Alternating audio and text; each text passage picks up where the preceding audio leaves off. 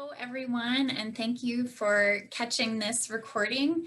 We are four diverse women from different backgrounds and fields, and we are here to help others on their road to wellness.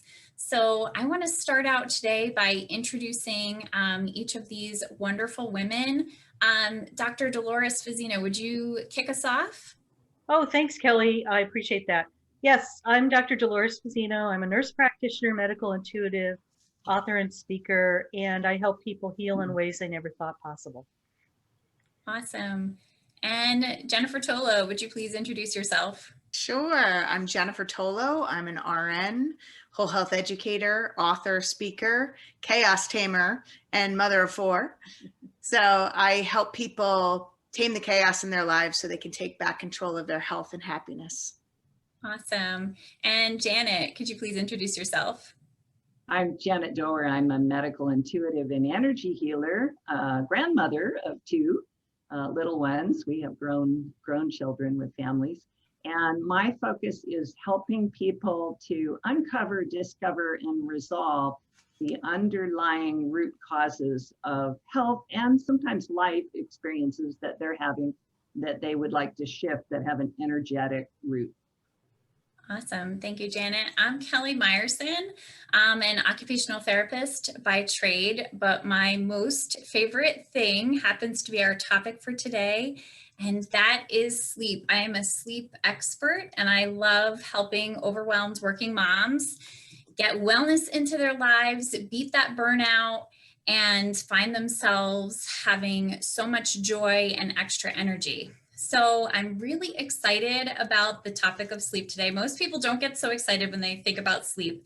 They're either thinking, I'm not getting enough, or I'll sleep when I'm dead, which it is my personal mission to get rid of that whole concept and really reclaim the importance, the core importance to our health and well-being that sleep affords us.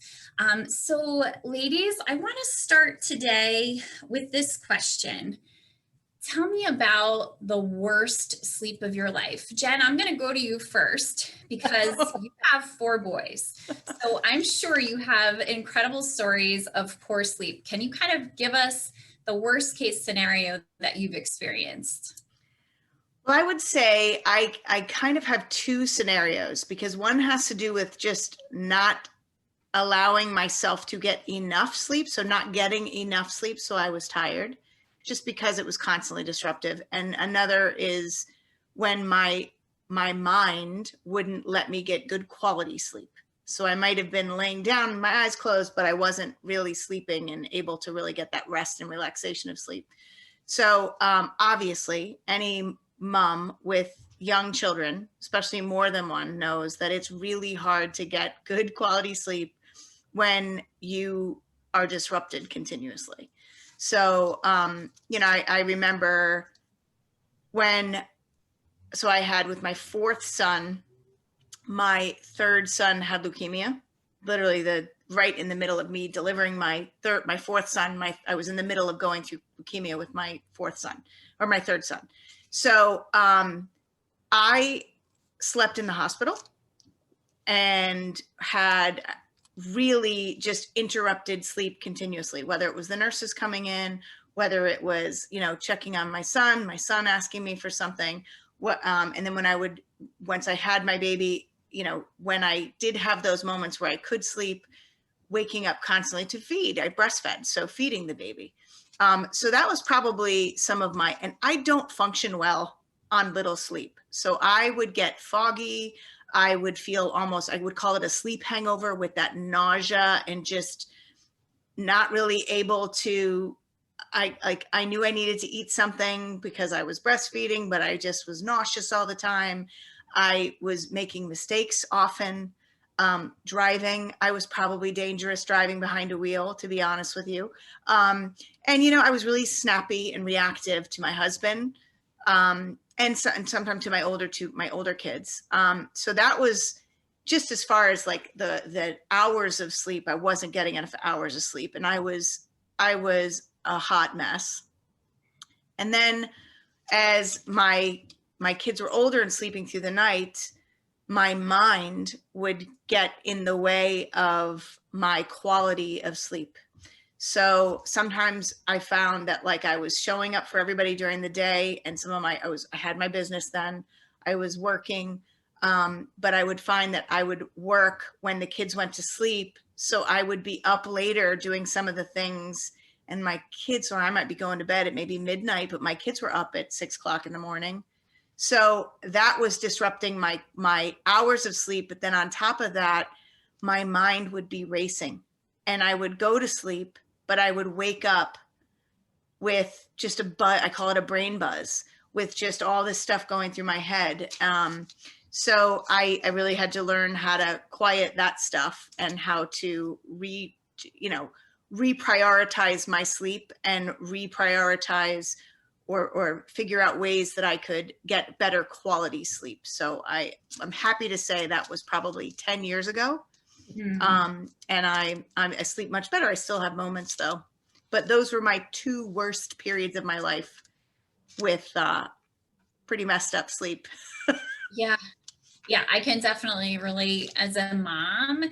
And I think if I could give any advice, like going back to me as a new mom or to other new moms, like prioritize your sleep and rest, and call in everybody and Yes. their brother to clean the kitchen, make the food, hold the Yeah. baby, and just moms have this inherent ability to recover sleep. Like that's the Yep. only people in the world that can actually like catch up a little bit on sleep. I think that's the design so that we can survive and perpetuate our species forward, right?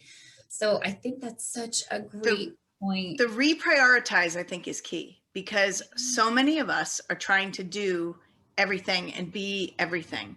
And sometimes you just can't. So reprioritizing the sleep is like, yeah, do I want my kitchen clean? Yes. Do I want to get this blog out to everyone? Yes. Do I want to do some of these whatever it is, work-wise? Yes.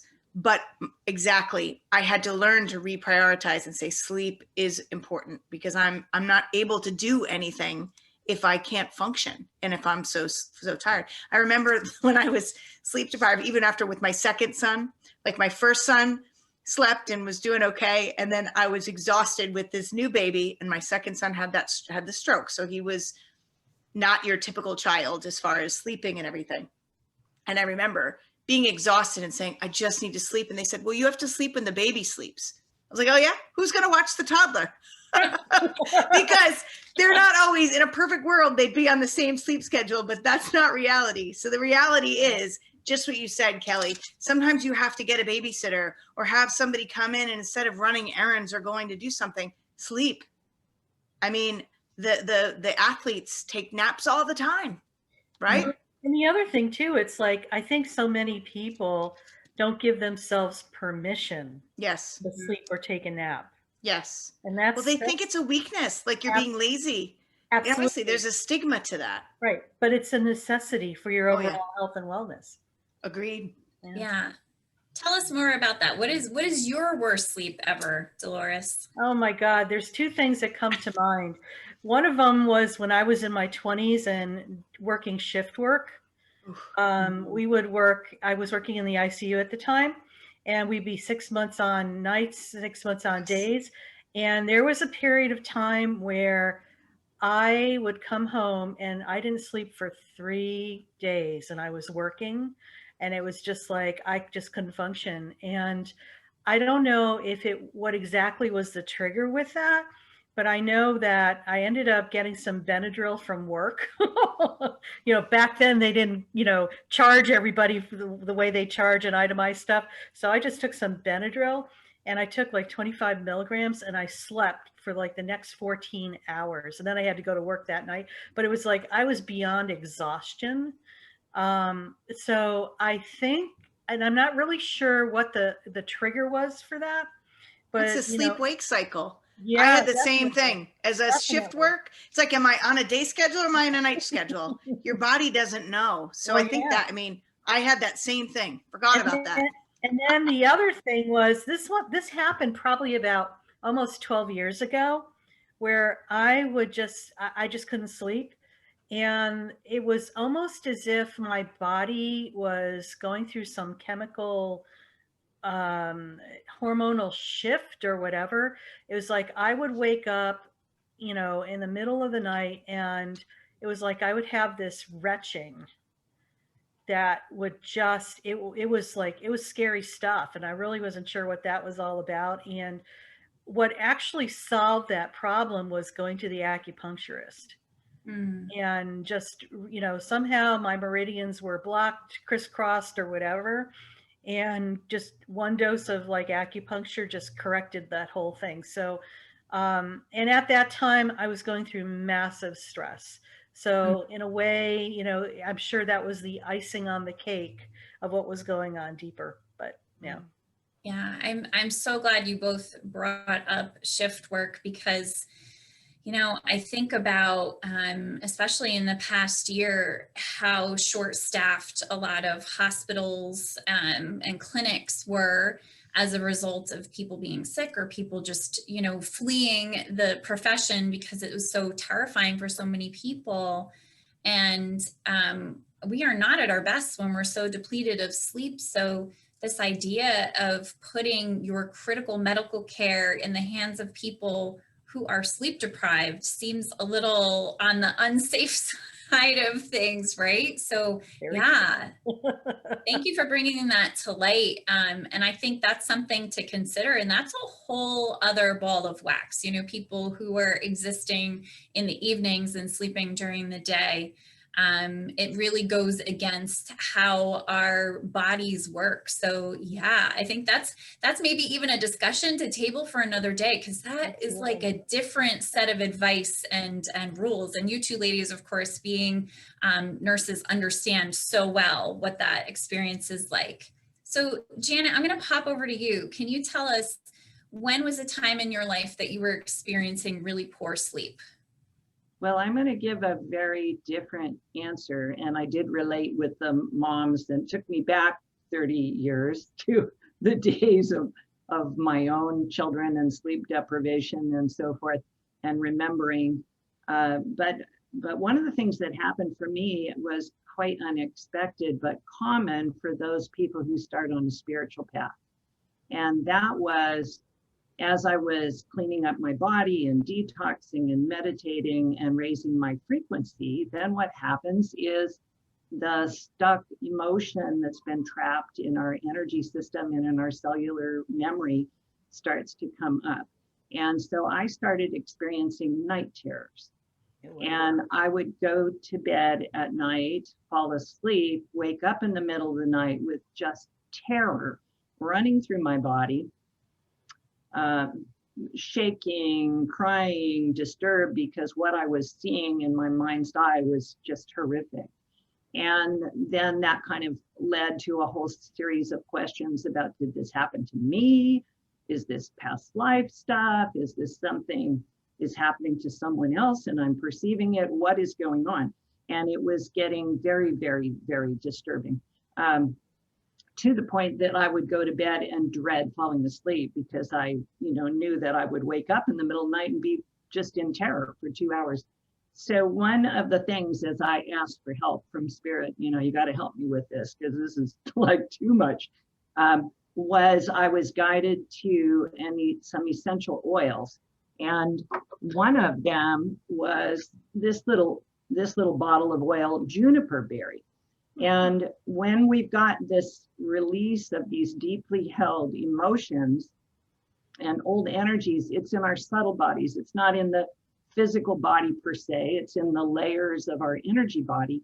And it often is from other timelines, past lives, ancestors, it can be from all different kinds of origins. And this little oil, I went to an essential oil gathering of 3 or 4 women. And because I had asked, then I was given a solution without even, I didn't ask the question in the meeting, but the solution was offered to me. And so the solution I got was 10 drops of juniper berry, 2 drops of lemongrass, which I found to be incredibly soothing, and 1 drop of helichrysum in an equal amount of about 10 drops of another oil, a Carrier? diluting oil, a carrier oil. Thank you. I was looking for that word. I used fractionated coconut oil, but the jojoba oil is commonly used when people are blending oils. And the power in that was this little oil, juniper berry, is called the oil of night. Huh. And it works to work in the subterranean, unconscious, subconscious emotions and trapped energy to resolve them as we sleep. So as soon as I got on this, where it was this plus, as I said, 10 drops of the juniper berry, 2 drops of lemongrass, 1 drop of helichrysum to another 10 or so drops, equal portion basically, of fractionated coconut oil. And then I applied it here on my high heart. And the lemongrass oil really calmed me. So when a person is having terror energy or anxiety at a very high level, a variety of different essential oils applied to the palm, sniff, take a deep breath, takes that into the limbic area of the brain and can dramatically calm ourselves down. So what I was doing with that lemongrass was the real soother. And so I would put that on here and then I would smell it and then I had it on my hands, you know, so I'd take another whiff. And I found I was then able to relax. I wasn't going to sleep in fear that I was going to wake up terrified again. And after about 3 or 4 nights of that, I no longer woke up, and the oils just helped the subtle bodies of my energy system process the energy and relieve myself of it. And the terror went away. So that was really profound and scary and not anything you hear talked about. I've never heard anybody talk about what's going on with night terrors like that. So that was a real powerful help. And for anyone who feels even just anxiety when they go to bed, a lot of people are familiar with lavender oil. You know, take a little bit, put some next to you, maybe have some lavender petals and, you know, squish them a bit to release some of that before one goes to bed. Has that same, let's just kind of shift from wired but tired, Jennifer mentioned earlier when we were talking, that energy to now I lay me down to sleep, you know. And that Can I ask, diffusers? Do you like diffusers? Like my son, I will say, who has trouble sleeping, I have a diffuser going. yes. But I know some people, like some of the carrier oils, when you put it on the person is great. But I'm just curious, as far as, do you have a preference as far as on the body or diffusing in the air? There are perfect applications for both. With a child, diffusers I think are preferred because then you don't know necessarily about their skin is so delicate, skin sensitivity. Some of the oils are a little more spicier, hotter, you know, than others. So when in doubt, diffuse. Mm-hmm. And for an adult, take the drop, put it on your hand, put it like this to the child's nose and say, take a deep breath. That's another way to get a, you know, a fast amount in. For me, my skin is pretty tough and oils didn't bother me, other than I will say lemongrass being a grass, after multiple days of doing that, sometimes I got a little itchy spot because of the, you know, the reaction of the grass. But for me, I want it in my aura if I'm trying to really have it help me. So on my hand, sniff, get it in the brain, get it rapid fire into the cardiovascular system through respiration.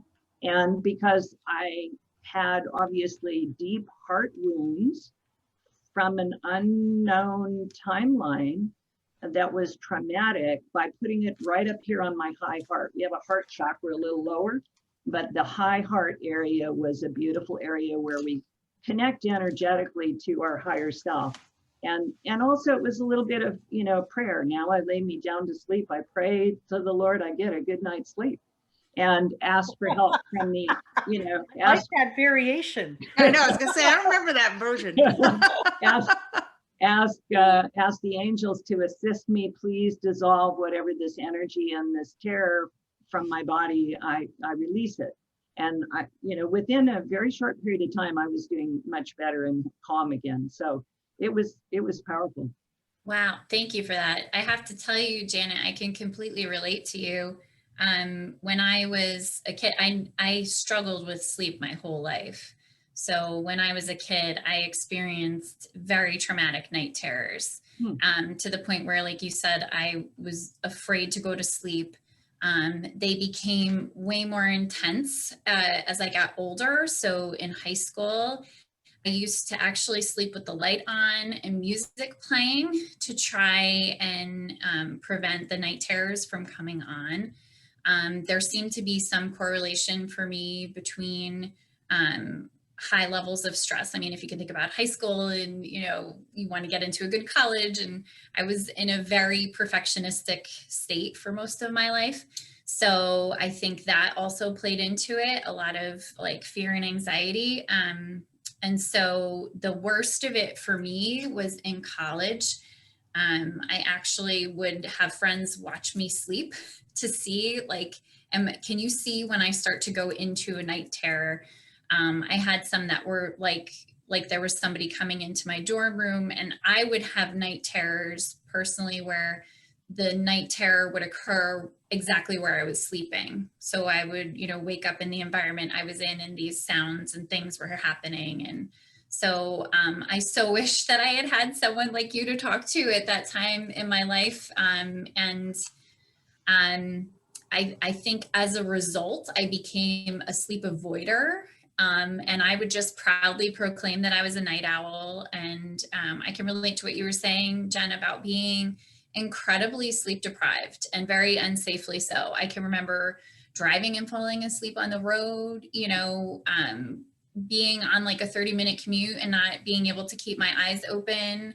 Thank God I never got into any kind of an accident, but I think about that all the time. I mean, the statistics show that driving while tired is as dangerous, if not more so, than driving under the influence of alcohol or other drugs. So it is not to be taken lightly if you've not slept well and you're driving, and it's very unsafe. Yeah. So I want to shift a little now, because I know as you're watching and you're hearing these stories and you're relating to them, you're thinking to yourself, all right, ladies, I want to know, what are your top tips? How do you get your best sleep now? So we're going to talk a little bit about really good sleep hygiene and what are the do's and don'ts, what works and what doesn't. So Jen, I'm going to pop back over to you, because you already started us on a roll of what works and what doesn't.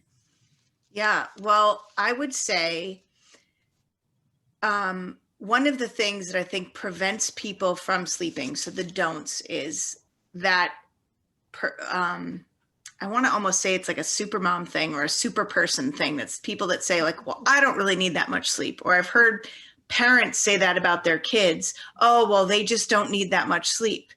And as my kids would say, I smell cap, which means, don't kill me for that one, but which means that that's just not true. Everybody requires at least 7 hours of sleep. I mean, it's just, science has proven that our bodies, that's where the cytokines get released. That's where we fight inflammation. That's where we regenerate. That's where we rest. That's where we rejuvenate and sort of reconnect to our mind, body, and spirit. It's where we connect. Sometimes I have dreams. I have very vivid dreams. And oftentimes when I have these thoughts that keep coming in, I keep a journal on the side of my bed that I call my dream journal. Because when I am working through some things energetically, the guides, source, spirit will help me process that while I sleep. So I will wake up and I will jot down. When I ignore it, that's where I fight and I can't go back to sleep. So I've learned to keep a journal. I journal before I go to bed when I have a lot on my mind. It's like a way for me to purge what's happening. What not to do is to ignore it or to distract yourself from it by like watching television. Or I know people that wake up and they're woken up by things and maybe the thoughts in their head where they try to distract themselves. The key is to like connect to yourself, reconnect to yourself. So I journal before I go to bed as a way to purge and as a way to kind of clear my energy. And if I do wake up in the middle of the night with a reoccurring thought, I've literally written a song for my son in the middle of the night because the words just kept playing in my head. So I got up, it was like 2 a.m. I wrote it down, and then I was able to go right back to sleep. So it's like this subconscious that keeps you awake because your spirit is afraid you're going to forget it. So writing it down. Another thing that has really helped me falling asleep is making sure that I sort of have a sleep routine and I shut off the electronics at a certain time. So I will shut off the electronics and I like to read to unwind because I sometimes just need that. I'm on and I need to unplug, whether that's a hot bath. Sometimes depending on my day, it could be a hot bath. Almost always I read before I go to bed, and always I journal before I go to bed. So that's my sleep and stretching too. Sometimes I stretch because sometimes my body cramps or different ailments as I get older will wake me up. So I stretch. So that's part of my sleep routine. So I've created a sleep routine for myself. But then one of my issues as far as waking up in the middle of the night, sometimes, whether we all have those moments where we've all talked about where we're stressed or we have a lot on our mind. And I like to do a body scan meditation when I do wake up. And that body scan meditation is, again, helping me connect to my body and just tune into the messages of my body and consciously, with attention, relax my body with breath and just tuning into my body. And I go through literally through the systems. And then, as Janet mentioned, I work with angels. So I call in the angels and I ask the angels, particularly Archangel Michael, to help me feel protected and help me sleep. And I ask Archangel Gabriel, the messenger angel, to help me remember the messages in the morning. Oh my gosh, that all of that is so beautiful. I love that. And I work with a lot of people who have that busy brain, and Yes. sometimes busy brain is anxiety, right? Yep. It's a lot of stress, which we talked about in a previous video. But sometimes it's creativity. Sometimes it's messages coming through. So I love that you're having this inner dialogue with yourself and with your guides, and I can completely relate to that. And also to the practice of mind dumping before bedtime. I love to ask people that 30 minutes before bed, sit someplace away from your bed and just dump everything that comes out. Keep that journal next to your bedside. So like if you are a creative person, you probably haven't been still very often during the day. Yes. So when your body gets still at night, all of a sudden it's like, oh, hey, hi, I got some ideas for you. Let's get a little download happening. I got some great creative ideas. So I think it's also pairing that with, in the beginning of your day or sometime early in your day, giving yourself some time that you're still and you're sitting and you're breathing and you're connecting with your inner self and you're opening yourself up to wisdom and ideas wherever you believe they come from, so that your body isn't so desperate and craving that when you lay down to go to sleep at night. So I think those are some great strategies for people. And I think the one thing I would add is to not feed into the frustration when you wake up in the middle of the night, because sometimes there's a reason. You woke up from a dream that's important. Right. You know, there's something that you need to know, and you have a little bit of clarity in that, like little bit of sleepiness that's happening. So I will always say to myself, okay, I'm awake. It's okay. Don't look at your clock and start calculating how many more hours you're going to get and when you're going to have to get up and when the alarm is going to go off. Instead of that, and you know, I can relate to that. I'm sure you all laughing, so you know how I have a rule, don't look at the clock, because sometimes when I have to get up early and I'm worried about missing something, if I look at the clock, I can't go back to sleep. Right, then you start, start to spin, right? We all know that spin. So instead, just being okay. I get to the point where I'm okay if all I do is lay here and just like simmer in the deliciousness of stillness and rest. and just be okay with, I'm supposed to be awake and alert right now, but I'm going to lay here and rest until it's time for me to fall asleep again. And sometimes it's a long time, if there's a full moon, like that will always get me, whether it's the light or it's just the energies that are around and I'm really tuned into them at this point in my life. But letting just that, like, I'm laying down and I'm resting, it's okay. I'm going to be okay. And then sometimes what I'll do is I have a visualization that I do where I start to think about in the best possible way how my day is going to be. So from the time I wake up to like just taking that first deep breath and being aware of being awake and gratitude for my life, to putting my feet down on the carpet on my floor and making my coffee. And I go very slowly and deliberately through every step and visualize it. And usually that will help you fall back to sleep. So, all right, Janet, I'm coming to you. I see you nodding your head. What have you got for us? This is all really good stuff. I'm going to share a couple of practical things. One, our bodies need to move. And so if we have had a day of sitting, the body is not happy and the muscles need to move. So number one, we need to tire out our physical vessel. Children know this. They go out and play and tear around and, and then they sleep well. And instead, what do a lot of us do? Way too much screen time, way too sedentary, and then wonder why we're not getting a good night's sleep. So we need to make sure that we're putting in a good 30 minutes, if not an hour, of good, vigorous physical exercise of some kind. It can be simply a walk or 2 15-minute brisk walks when one has a break from a busy schedule. So that'd be one. Second, if the diet doesn't have enough minerals in it, and therefore the body gets tired because it's not getting the minerals it needs, and so then a person may be substituting caffeine, sugar, flour, breads, all that stuff, to try to keep their blood sugar pumping during the day so they can like, oh, I need something here, I need something because I need that perk up. Well, that's a complete recipe for disaster.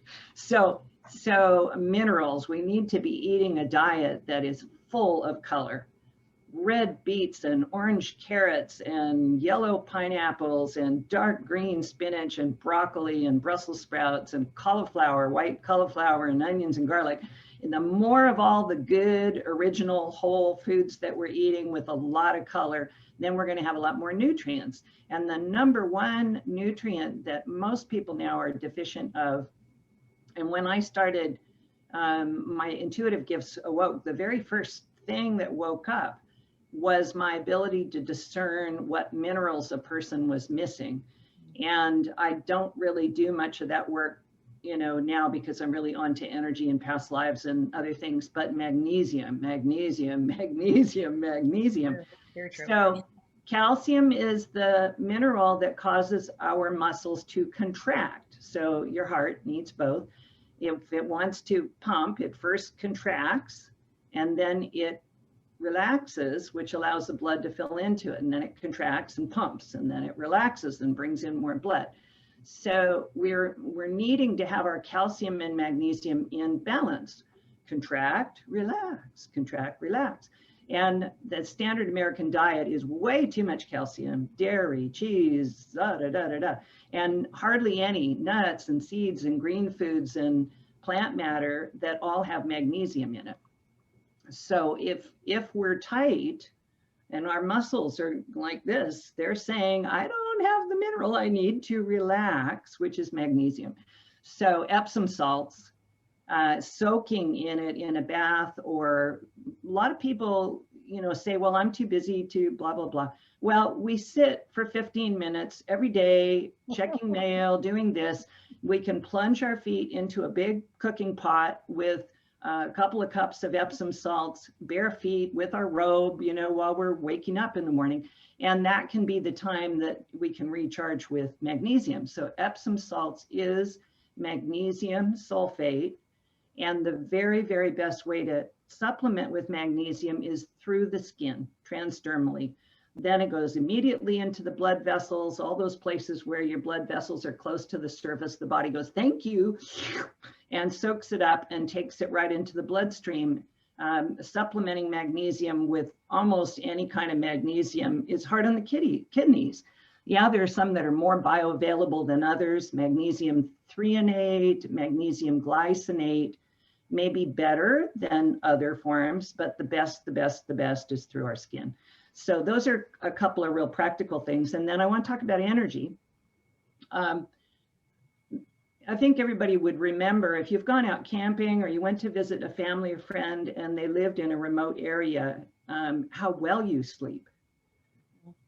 Invariably, you go out, you know, and you sleep well. Well, what's that about? There's no cell towers, there's no Wi-Fi in every home. The cell phones are not pinging you. So we're getting bombarded with electromagnetic frequency radiation of all forms. And it also correlates, the more everybody's got a gadget, the worse their sleep is, positively correlated. So one of the things we do here at our house is I had to insist about 8 years ago, much to the consternation of my husband, but he got over it, is that the Wi-Fi goes off at 10 o'clock and the Wi-Fi comes back on. First person up is entitled to bring it back on. I can sense energy, and so I can tell if the Wi-Fi is on or not. And so I strongly encourage people who are, everybody, and especially with children in your home, to turn the Wi-Fi's off at night. They cycle up just fine. Unplug them, plug them back in, take a breath, and in 1 or 2 minutes, it, you know, powers back up the house and you're good to go. So turn the Wi-Fi off, turn the cell phones off, and get them at least 20 feet away from your body. If you need to use the clock to wake yourself up, as it's your alarm clock, well, set it on high and send it 20 feet away. It'll still be loud enough to wake you up. So there's no excuse for having a cell phone next to your body. You are hurting your body in a big, big way. So those things, and then the other thing is getting grounded. And I'll tell the story, and then maybe Dolores would segue. It was intended that we all would be grounded. What does that mean? Bare feet touching the ground. And if you look at all of nature, all nature is in contact with the earth, and the earth provides a source of electrons. Electrons are cooling and grounding us. So we calm down, it slows down the inflammation response, and it also allows us to sleep really, really well. So I have mat, like as we're talking, I've got a mat underneath my feet. My feet are bare. It's plugged into a cord, which goes to that ground outlet. You know, in your 3-prong plug, you have 2 pluggy guys, and then there's a hole. That's the ground energy. And so I have a device called a grounding mat that plugs into that, plugs into the wall socket, and that plugs down into the earth. So I'm constantly receiving these electrons, which are cooling and calming, cooling and calming. So my body's in a happier state. And then at night, I sleep on an earthing mat, which is underneath my sheet. And in a prior call we'd had, I shared about that, and Dolores is going to tell us in a minute. I encourage you to. She went out and bought one and already has noticed differences. So then I'm getting another 8 hours in contact with the earth. So I try to get 15, 18 of my 24 hours a day, bare feet on the ground, touching or sleeping on that earth mat. And those things are very, very powerful for improved sleep. So awesome. Oh my gosh, I love that. So I just want to unpack some of that because that was beautiful information. So first of all, magnesium.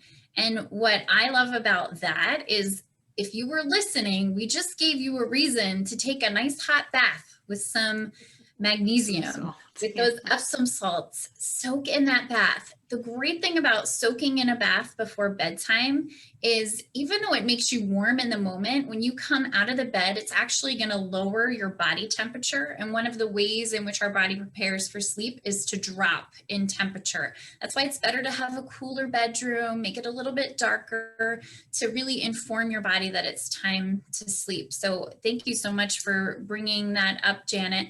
And then The technology, yes. Not only for what you were saying, and I think the energetics are huge. The Wi-Fi, that's a huge piece. But because when we leave our cell phones next to our bed, we become tempted when we wake up, as we were speaking about before, to start to scroll through social media. It is the worst time of day between 11 p.m. and 4 a.m. to be introducing your eyes to a screen. It is literally rewiring your body for how we're supposed to be sleeping in a different way. So not having any screen time or lights in our eyes between that 11 p.m. and 4 a.m. is going to help us to sleep better. Waking up and getting some light into our eyes, some natural light within the first hour of sunrise. And this is outside looking for just a minute or two. It actually sets a timer in our bodies that's already, it's a beautiful design. This is what I'm getting excited about, right? I love the science of how our bodies work. But you literally set a timer for 12 to 14 hours for that release of melatonin that is going to help you feel like you're ready to sleep. So I think those are such great strategies that you brought up, Janet. So Dolores. Can I just add one quick thing? Because when Janet was talking about food or, nutrition, one of the things I wanted to mention too is a don't, because I have a lot of clients that come to me, and when I look at their food journals, one of the things I find is there are a lot of people that have trouble sleeping. I call it backloading their food. So they wait, they don't eat a lot in the morning, they don't eat a ton in the afternoon, but then all of a sudden they're starving. So they're eating up until when they go to sleep. And so when you do that, your body is on going to bed. Your body is not able to fully relax. So I like to tell people, try to front load your food, eat breakfast and lunch, have a lighter dinner, and keep the food at least 2 hours away from when you fall asleep. Yeah, I love that. And I think having a technology fast, right? Those 2 to 3 hours before bedtime, and having a fast in terms of what you're eating as well. And again, being super cautious of those caffeinated beverages, energy drinks, those kinds of things. They are not a supplement for poor sleep. They're doing the opposite, and they're spiraling you. They're fake energy, making you wired and tired. And the teenagers are all over this. My kids come in with the monster drinks, and I say to them, if that comes into my house, I will dump it down the drain, because that's not helping you. It's actually harming you. Like the EMF. I'm going to battle them about the electronics out of the room next. And I'm going to say something in regards to that too, the energy drink thing. There's a lot of young people showing up in the EDs, the emergency departments, with chest pain and heart attacks. And they do the history, and they're drinking mega doses of those energy drinks every day, and that's not helping. So I have a college student, and some of the things that the college kids are doing is the mixing drinks is Red Bull and alcohol. Absolutely. Like vodka or whatever. Or they do those shots of the 5-hour energies. With alcohol. Yes. It's a hot mess. It's a very hot mess. So Dolores, tell us some more best practices. Well, one thing I want to talk about a little bit is, and we haven't talked about, is like people who have sleep apnea. Oh, yeah.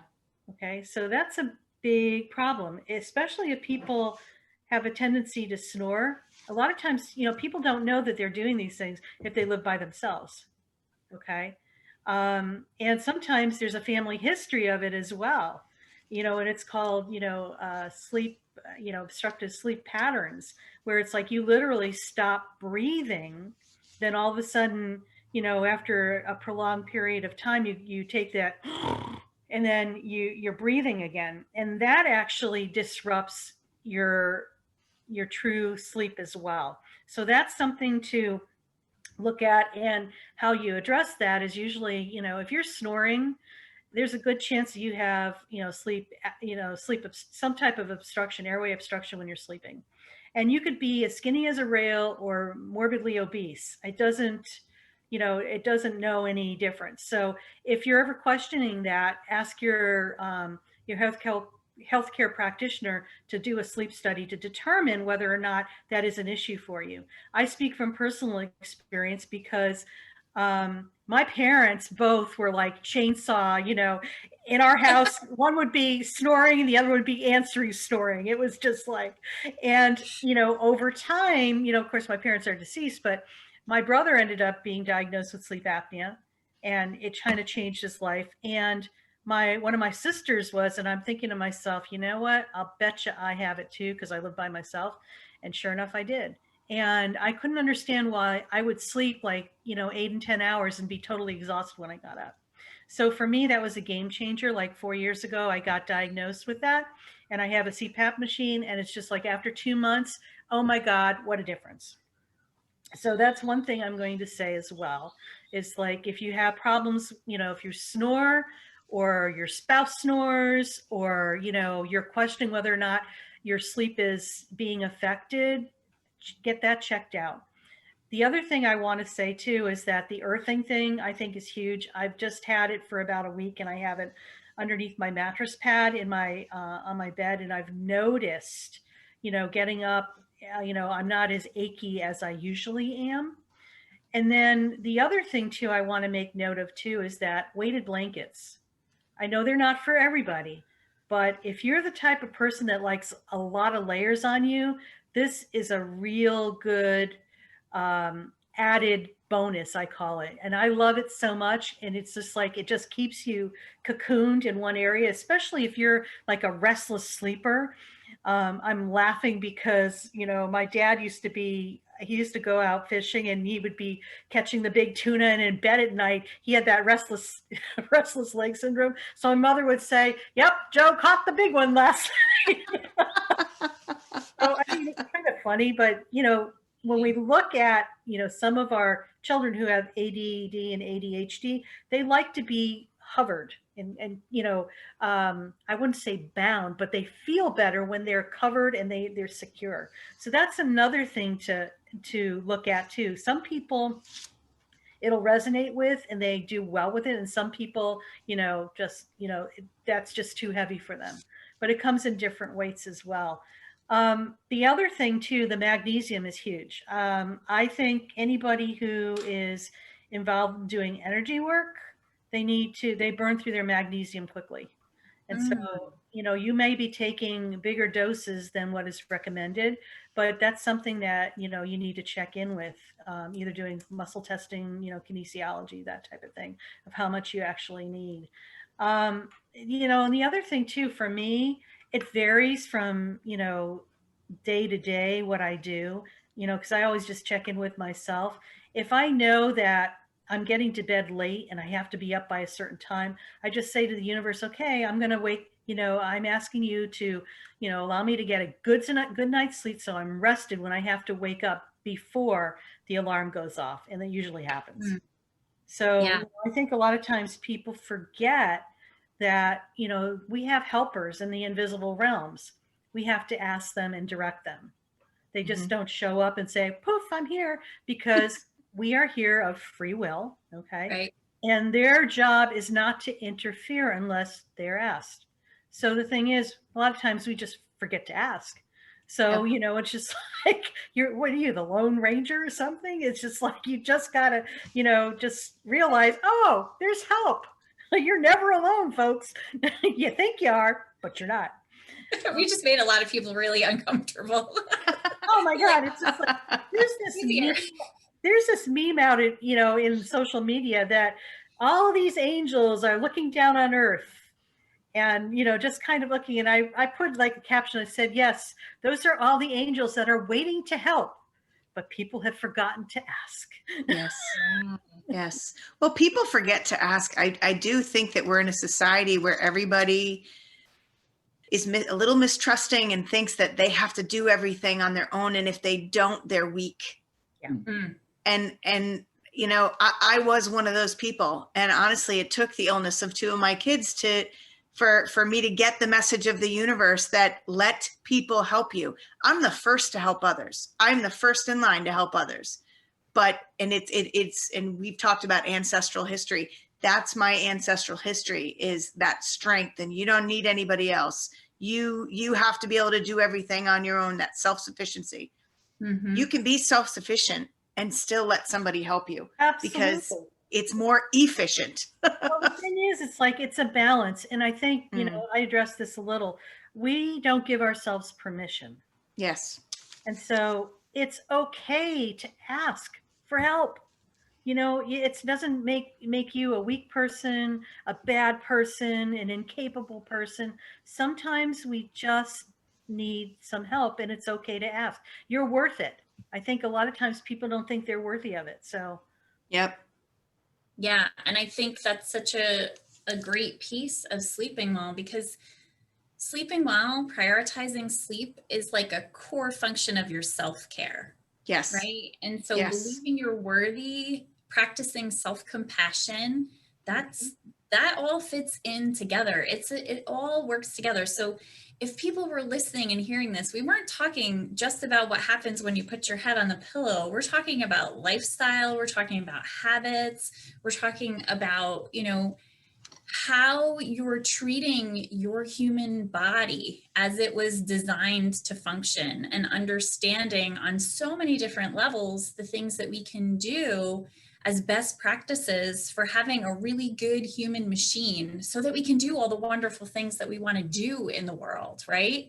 And I think asking for help is such a big one. Maybe that's one we need to put on our list. We need to talk about that. How do you ask for that's help? a good Yes. topic for another That's a good one. So video. stay tuned for that. So I'm gonna recap a little bit, because you said some really beautiful things in there, Dolores, that I want to make sure we really peg. The using a weighted blanket, I think, is tremendous. I'm an occupational therapist. I'm trained in sensory integration. So we've been doing weighted, you know, things with kids for a long time. So I just want to give a little bit of history and fact on the weighted blanket. So what that's doing is it's giving deep pressure into our tactile system and over a large part of our body. So what that's doing is it's increasing a sense of calm and security, and releasing some really healthy, positive neurochemistry, which can counteract some of the neurochemistry of stress, like adrenaline and cortisol. So for some people, they feel very exposed and vulnerable and anxious being in bed and sleeping. And that could be for a number of different reasons. So the weighted blankets can help sort of calm some of that anxiety and give that feel of comfort. If you think about what we do with newborns, we wrap them all up and we hold them very close to us. We're giving a lot of tactile sensation on them, because they've spent 9 months in the womb with all of this positive pressure on their body and feeling so comforted. So it's something that we can return to. The one item of caution I would say is, like Dolores said, there's many different weights of blankets. As an adult, you can kind of go for it. Pick like the heavier, the better for you, or you want just a little bit. But for kids, we want to be very cautious about how much weight, because even a 1 pound to 3 pound weighted blanket is a lot heavier over the whole body. So for safety for children, you want something that is less than 10% of their body weight. So, you know, it's going to be fairly light, even less if you can, and you want something that they can very easily remove from themselves. So you're not going to put a weighted blanket on a child who is not able to get up and walk. That's just going to be like my caution. And if you have a child with special needs who doesn't have the physical mobility to move a blanket off of them, we're not going to put a weighted blanket on them unless it's been prescribed by a therapist that you're working with, and it's at a time where you're monitoring the child personally. So I just like to say that, because it becomes like Safety. Oprah. Yeah. You get a weighted Safety. blanket. It's definitely a weighted safety blanket. thing. One other thing I wanted to, And a grounding pad. And a grounding mat. Everybody should have a grounding mat, though. I think that's totally, yes, please. So one other thing I wanted to say too, it's just like sometimes, you know, just listening to, there's different frequencies of music. Oh, yes. Like I love the one that's 528 hertz. Hurts. Yes. And just listen to that and keep that in the background. Yes. Because especially if you're having problems going to sleep, that just, some people like waterfalls, some people like the rain dripping, some type of sound therapy is also effective as well. Especially if you are, a little anxious or a little high strung and it's taking you a while to get unwound. Also, there's times where, you know, your usual sleep pattern, maybe you go to bed at 10 o'clock, you're in bed by 10 no matter what. When you fall asleep after that, it varies. But sometimes, you know what, if you feel the need that you're exhausted and you need to put yourself to bed, if it's 5 o'clock in the afternoon, I invite you to do so, because obviously you're beyond functioning. Yep. And the thing is when you're so overwhelmed that you're exhausted and you can't even think, I call it like, it's just like, it's time to put yourself to bed.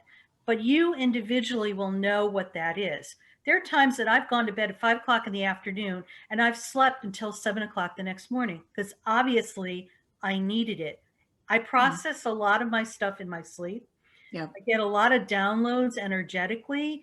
And the way that for me to reboot my physical body is I have to go to bed.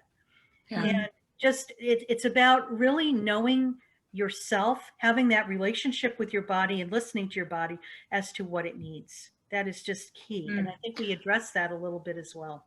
I'd love to add to what you were saying as far as the music, because that was definitely on my list. And I find, what a lot of people don't understand is that sound waves can actually affect brain waves. So, your brain waves adjust to the environment, the frequency around it. So, that's part of like a sleep routine. So I would say whether it's a bath, whether it's journaling, whatever it is, creating a sleep routine for yourself, but also for kids, I think is important. Like I know my kids like to listen to music that is very like alpha wave music, like very alert, very like intense, like, right. And the waves for relaxation, you can Google this. I would love for us to maybe put some links on for some of the products and the things that we're talking about. We'll add some links in the notes, in the show notes. But theta waves are the waves of deep relaxation, and getting that music playing at the end of the day, maybe while you're stretching and moving your body to release the energy, maybe when you're in your bath, or doing a foot soak, or whatever it is that you're doing, just sort of allowing yourself to start to unwind and get out of that sympathetic nervous system and into that parasympathetic nervous system, which we talked about in our stress, our stress talk. But I think that sound waves and music is a wonderful way to do that. And there's a lot out there. And 528 hertz, I agree, Dolores, is awesome. You turned me on to that, and it's been wonderful. I play it in the background, like at night. Well, you know what? And the thing is, even if you're stressed out during the day, it's great to have that as a background music too. Yeah. That's such a good point. And you're speaking my love language, by the way. Brainwaves, my love language. I love it. I love the brain. You said sympathetic and parasympathetic, and my heart is singing. Our geek speak.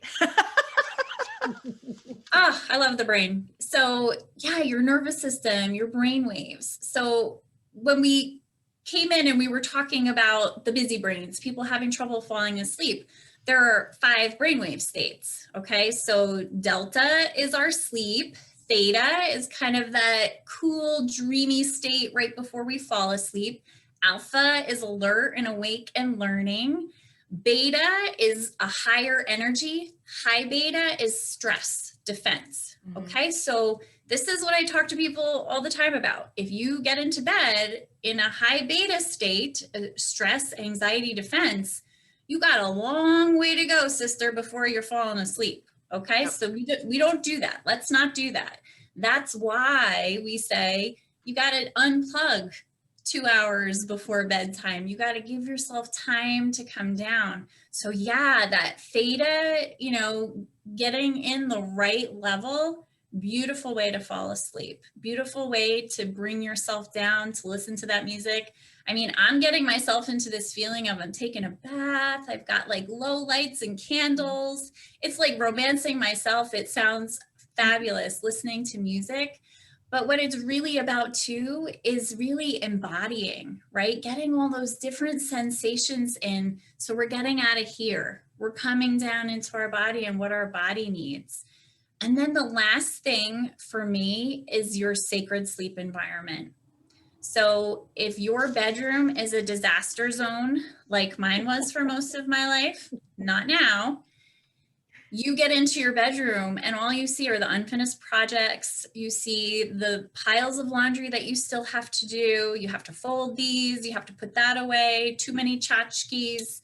So I like to coach people through the process of creating a sacred sleep environment. And then sort of building from there, building in different sensations, whether it's the essential oils we talked about, whether it's a weighted blanket or, you know, a beautiful meditation and stretching routine before bedtime. Listen, we can treat ourselves. We can be kind to ourselves. We need to sleep. It is imperative for life. There's a lot of things you cannot do. You could be dehydrated a little bit. You cannot eat for a few days. 3 days of not sleeping and you're in a dire situation, right? Anybody who's had a new baby can relate to this. So, you know, this is something we have to do, and it's time to make sleep cool again.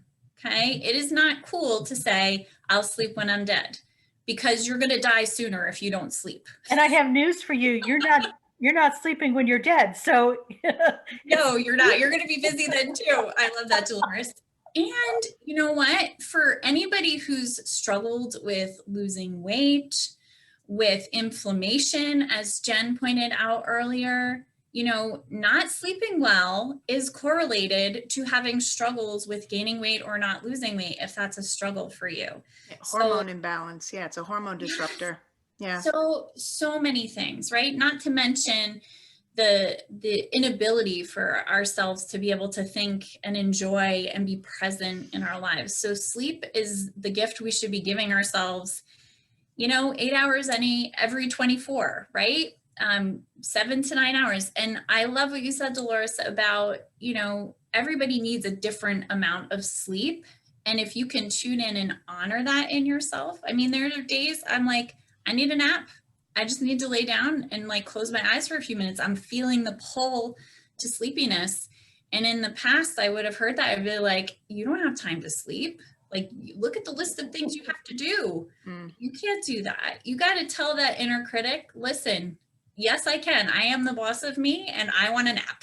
Well, and the other thing I just want to add to that is, like, when you honor that, believe it or not, after you have the nap, you accomplish way more than you could have before. So the thing is like, just, you know, just allow yourself the luck, you know, people call it a luxury. It's not a luxury. It's a necessity. But I will say one of the things that I've noticed and that I've actually read about as far as the naps is sometimes if you nap too long, it can make you feel really tired. So, you know, like the power naps or the, you know, just like a lot of the athletes, I was reading up because one of my sons is really into basketball. And there are some basketball players that before games take a nap, but they say that there's a sweet spot for the amount of time that nap should be, right? It should be about 20 to 45 minutes, I think was that nap. And anything over an hour can sometimes start to make you almost too groggy and not as alert. But for the alertness and the functionality, 20 to 40 minutes. Yeah. Good point. Awesome. Well, I want to give each of us a chance to just say, you know, one more key component to a great night of sleep. Where should someone start? Okay, so there are people who are listening and they're watching and they're like, this all sounds great. I'm totally overwhelmed. Tell me where to start. Okay, Jen, where should they start? I would say start with understanding how you're going to transition, because some of us are in this go mode and it's not realistic to think you're going to go from that right to sleep. So you need to come up with some plan to start, and we'll have all these tips down for you. Pick a couple of things to start with, some things that resonate with you that you think are doable, and start to create your own transition sleep routine. I think that that's key. That's something that I've had to do is figure out a way for me to go from pedal to the metal to, instead of just stopping the car, right, just stopping the vehicle, I have to learn how to slowly start to ease my foot off the gas. So then I can look around me, evaluate and go, okay, I've reached where I'm supposed to be right now. Now I can stop the car. Yes, I love that analogy. That people can relate to. Okay, Yeah. Janet, go ahead. What is your number one tip? Well, as powerful creators, one of the things we need to pay very close attention to is how we talk about our sleep. And so we know the power of the words, I am that I am. So what we don't want to do is say, I am, and then in the what we would follow with, someone might say, not getting enough sleep. So just warning, that's what you're creating. If you're saying, I am, then describe the problem. So some words that I would like people to focus on is to say, I am three aspects of sleep. I am falling asleep very easily. I am sleeping soundly and deeply, and I am awakening refreshed and restored and invigorated to start my day. So that's putting it in the what would we like to create. So claim it. And then as far as the asking for help and all those unemployed angels that Dolores was seeing floating up there, just wishing that somebody would pray so that they could help, because they literally are unemployed if we don't ask for help. Seriously, is to then ask a question, what would it take? So sometimes people have trouble saying, well, if I say I am falling asleep easily and sleeping well through the night and waking up refreshed, a lot of people will go, but that's not true and I can't even say it, because they go, I just can't even say it because they're so misaligned with that. So a way to get there, if they can't quite claim that what they're choosing, is to ask a question, which invokes those unemployed angels and your guides and angels to start working with you. And it goes like this: what would it take? Those starter phrases to any question. What would it take for me to fall asleep easily, sleep soundly through the night, and awaken refreshed and reinvigorated and exciting for my day? And in the asking, it is given. So when we say, what would it take for X, your desired experience? What would it take for that to appear? You now have invoked permission of the unseen realms to come and help you, as well as the seen realms. You simply ask that question and you will find that you'll be at a grocery store and standing there and two people will have a conversation in front of you and say, oh, what I found is that, helping me get to sleep fast, I'm taking hops tincture, before I go to sleep, which is a tip, by the way. But when you ask for help can arrive from everywhere. And if we just say, gosh, I'm having a terrible experience with my sleep, you're claiming it, you're attaching to the problem. You're not saying, okay, enough of that. What would I love to experience? So for people to realize how powerful we are as energetic creators, and just stop and say, okay, what's happening with my sleep now? Write it down. And then say, now that's on the left side. Now, if on the right side, I could transform that to a fantastic, amazing, different situation, what would it be? And that gets people into creating and claiming the solution. And then you ask, what would it take for X to appear? What would it take for this to shift in my life? What would it take for, I asked this one 10 years ago, what would it take for the pain in my hips to go away? And within 3 days, I was guided to a woman taking a walk in the dog park who told me about gluten and American wheat and how inflammatory it was. And so I go, well, that was guidance. And stopped eating American wheat. And within 5 days, my pain had declined by 80%. Yeah. Because I am. Yeah, I love that. I think that's such a great practice. Thanks for sharing that, Janet. And I think that's something people can do. And I think that is a great exercise for so many things, as you said. And I love that verbiage. We'll get that to people. So the actual verbiage, go ahead and borrow those I am statements and make those your sleep affirmations. Thank you, Janet. That was gorgeous. All right, Dr. Dolores, tell us, what is, I'm going to piggyback on all this wonderful information that everybody shared. It's really about experimenting and making something your own. Okay.